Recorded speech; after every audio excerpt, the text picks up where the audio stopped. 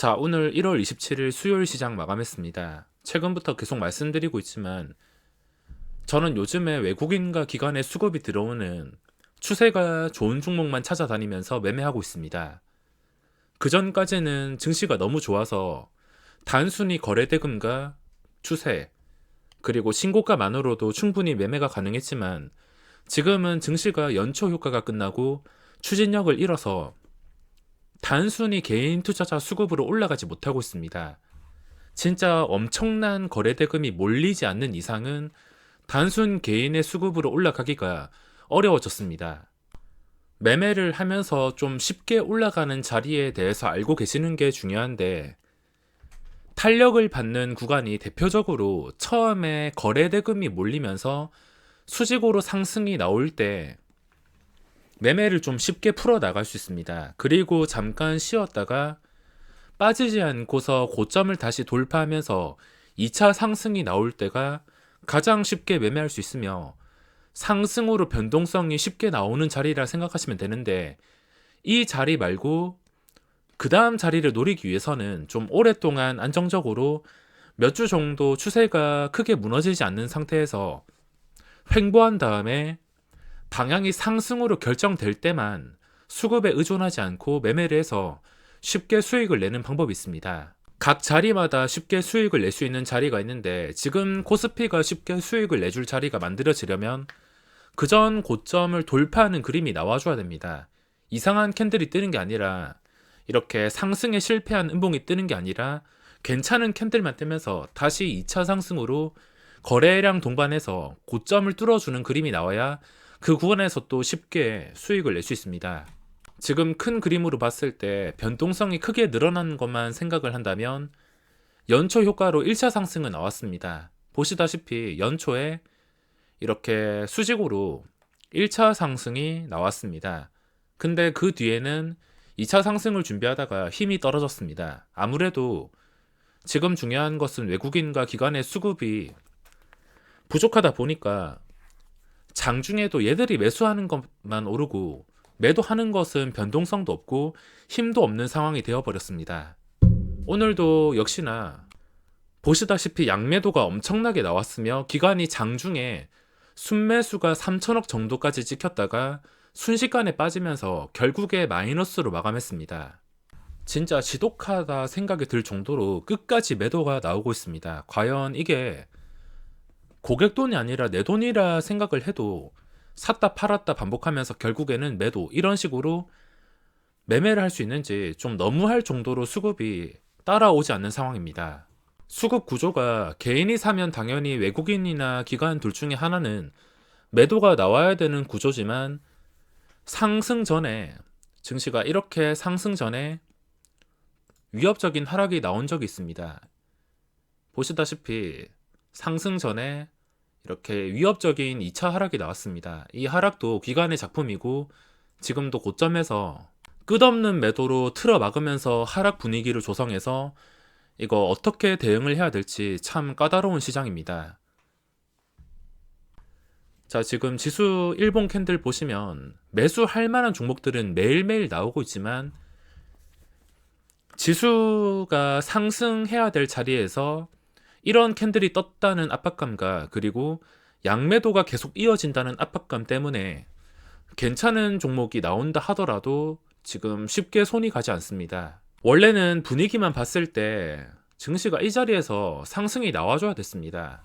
여기서 고점을 뚫어주면서 2차 상승이 나와줘야지 정상이었는데, 그 정상에서 벗어나서 그 다음 날에 양봉을 한 방에 잡아먹는 음봉이 나왔으며, 오늘 시장도 올라가는 척하다가 반등에 실패하는 이런 음봉이 나왔습니다.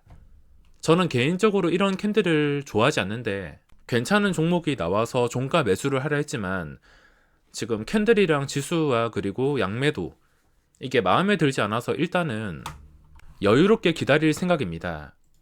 오늘 펄어비스 11%나 올랐는데, 어제 증시가 이런 분위기가 아니었으면은 털릴 수가 없었는데 어제 털린 다음에 오늘 한 방에 11%나 올라서 마감했습니다.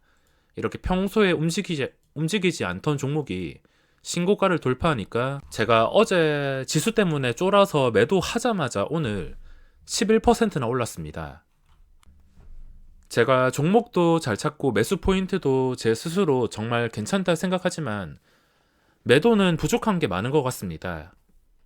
쫄보 매매와 뭔가 조건들이 하나씩 어긋나다 보니까 이렇게 아쉬운 상황들이 많이 발생하고 있습니다. 저는 오늘 시장에서 최근 몇 개월 동안 가장 거래가 적은 하루였습니다. 장중에 20%씩 튀어 오르는 종목도 몇 개 있지만 원래 친했던 종목도 아니고 신고가가 아닌 것들과 매수를 했을 때 바로 반응이 올 자신이 없었던 것들이 많아서, 그리고 이런 지수와 수급 상황에 대한 압박감 때문에 오늘은 본 계좌에서는 매매가 거의 없이 마무리했습니다. 그리고 제가 연초에 계획을 했었던 하이리스크 하이리턴 공격적인 매매에 어느 정도 투자해서 신규주 공략 때문에 오늘 신규주를 들어가게 되었습니다.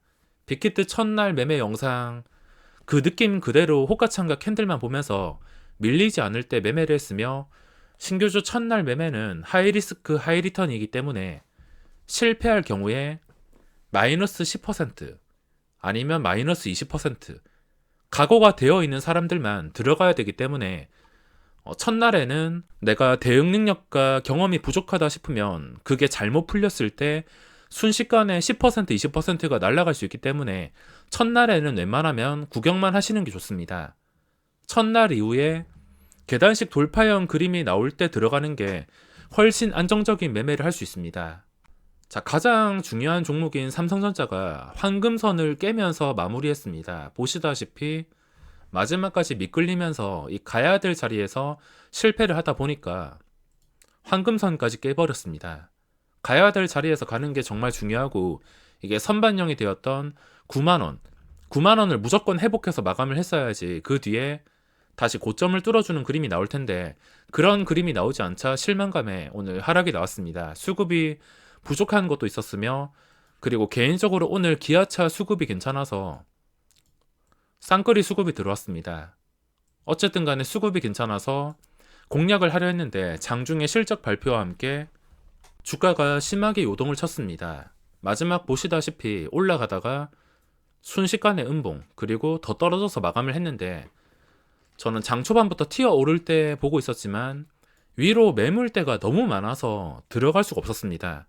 차라리 이런 종목은 선반영이 되었던 96,000원 이상에서 마감을 해준다면 그때 종가 매수나 시간의 거래에서 탄탄한지 보고서 들어가도 충분히 10만원 호가까지 수익을 기대할 수 있기 때문에 확실하게 96,000원 회복해주면 들어가려 했는데 오늘 96,000원을 회복해주지 못하고 이런 식으로 좀 빠져서 마감을 했습니다.